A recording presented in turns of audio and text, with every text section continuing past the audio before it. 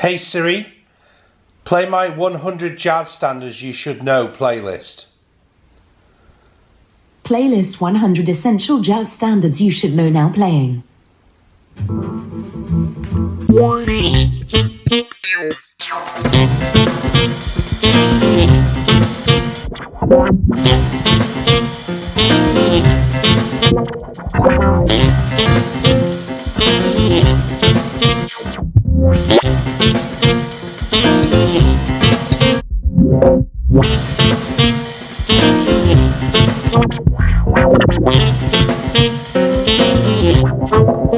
Hey Siri, give me a number between 1 and 100.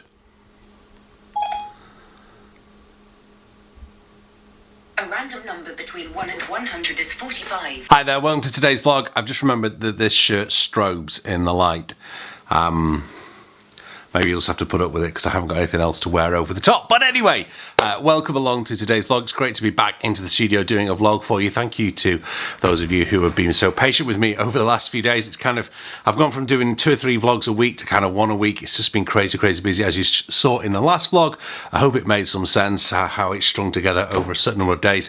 I am still very tired from it, but I wanted to get a vlog out today because my wife and kids come home tonight from their little break, and then I've got a day with them, and then I'm into the Easter weekend, which is extremely busy as well. So I wanted to talk about 100 essential jazz standards that you should know, and I'm looking in the viewfinder right now because I need to know all of them as well. And this vlog is very much a way of preaching to myself as it is to you guys.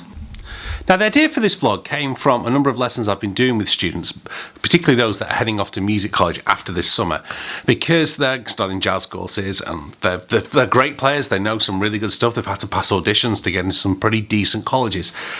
But one of the things that they don't necessarily have is a breadth of knowledge of the music. Now, I've argued in the past, when I was doing my What If Rupert Murdoch Liked Jazz album, that really, jazz musicians need to update. They need to speak for the moment. They need to not play all these old man songs. And in the past, people have criticised me and said, Dan, all you're interested in is playing old man music. And I've kind of sometimes listened to that and sometimes not. And there's no such thing as old man music. The great Leonard Bernstein used to say there are 2 types of music. There's great music and music. And I had to bleep that out, obviously. Jazz standards, this great American songbook has played such an important role in the development of jazz music. And I would argue the development of the saxophone, because the saxophone, as invented it and kind of patented in the 1840s, but only really started getting played towards the end of the 19th century into the 20th century. So jazz music kind of parallels the development of the saxophone as well. So as a serious saxophone player, you need to kind of know this music. You need to know how it moves forward, what's going on with these songs. The melodies are great. The reason these songs have been around for 80, 90, 100 years is because the melodies are brilliant. What's happened over time is we've got rid of a lot of the dross. All the rubbish songs, all the songs that aren't very good tend to fall by the wayside, and the good ones are kept. Now, I've had to play pretty much every single song on this set list at some point in the last 20 years since I started playing, well, actually 21 years now, since I started playing music professionally. And they're a really good backbone of what to do. Not everything's not on this list. Your favourite standard may not be on this list. It's probably, there are going to be standards that you think should be on the list that are not on the list, and standards that you think shouldn't be on the list that are on the list. But these are songs that I've carefully chosen. I've looked at some other lists that are knocking around on the internet. These are the ones that I think you should learn and I should learn. And this means actually learning the song, not finding it in a real book, not doing a Google search for it, not finding it in another kind of book. Actually getting to the point where you could play this song like that. The moment somebody says to you, like it was number, let me grab a horn. So the moment it gets to number 28, you're going,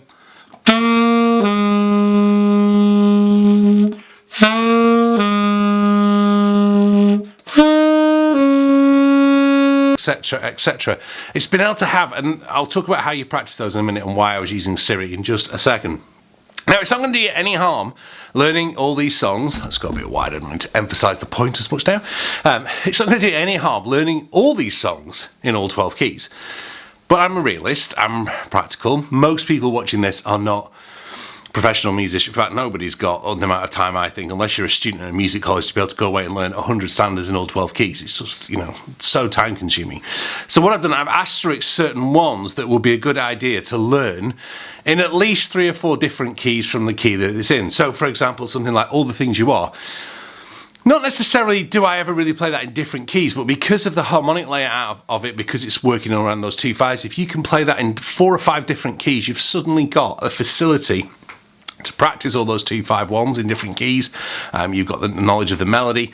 If you're doing Cherokee again, similar kind of thing, let's have a look what else is on there. Like Gulf Me Nemo, well that is, in the real book, it's in F, but Stan Getz plays it in D flat, I think, or is it in E flat? I can't remember off the top of my head.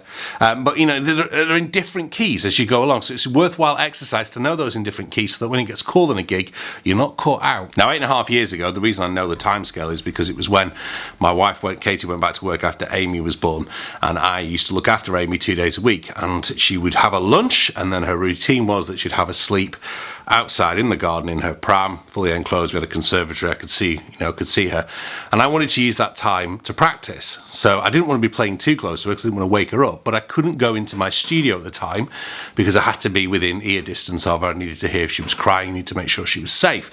So what I used to do is bring my tenor into the house, and I had a metronome, and I used to just have a list like this of standards that I wanted to learn, and I'd go through them. I'd get like cheek to cheek out and be going.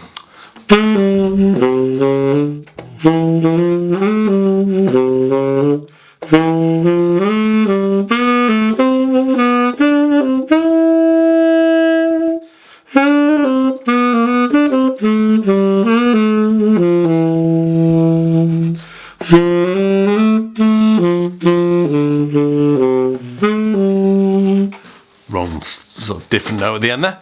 But what it did is I didn't have real books. I didn't have that temptation to go looking for the dots. I was there learning the music, learning the melody. And also, very important from a saxophone player's perspective, something we overlook far too often, is to learn the changes, is to be able to get the changes down. It's an incredibly important part of learning the song, is to know what the changes are.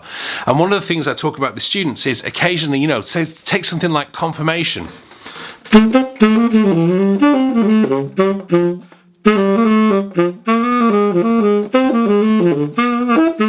I know that starts on a G major 7. So one of the things you might do is after you've played through the head, if you know you've got the head down, is just play the root notes of the chord.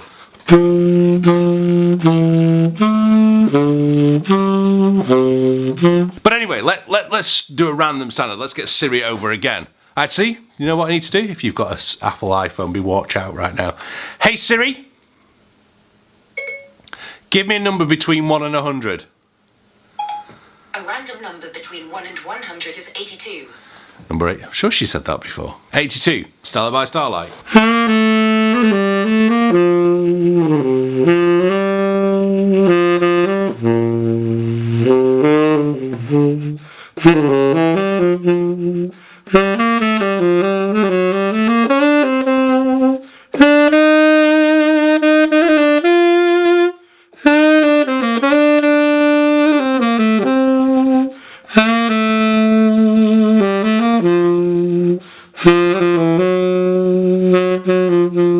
There's no harm in grabbing an Abersold and really going to town on it.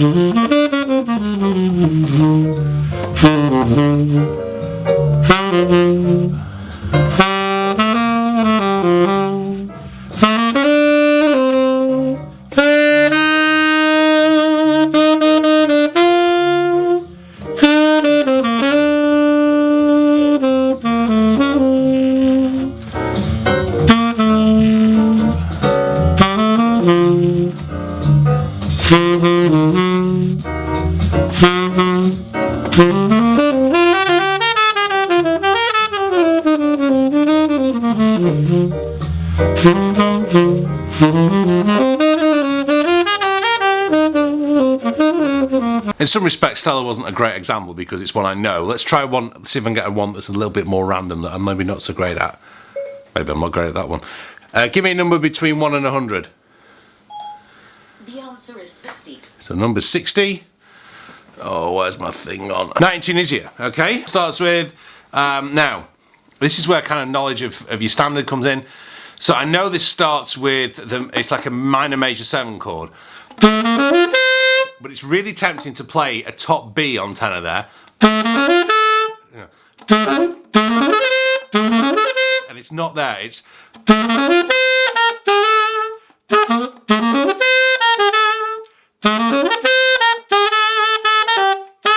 Ah!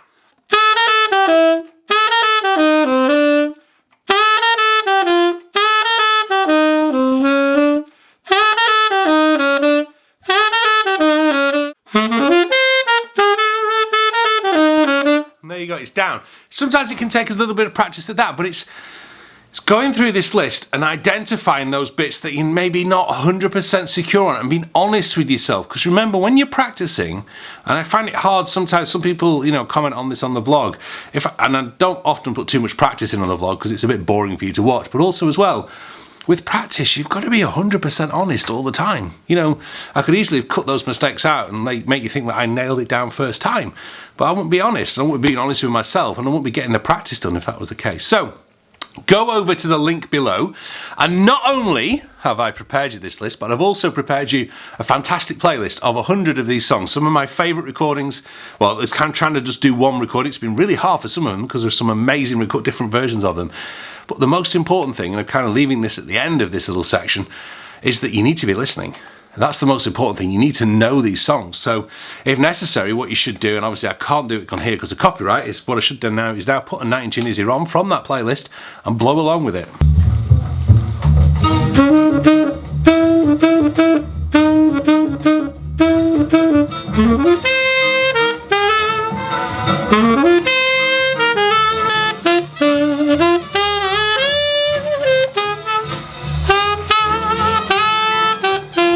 Hey Siri, play my 100 jazz standards you should know playlist. Playlist 100 Essential Jazz Standards You Should Know Now playing.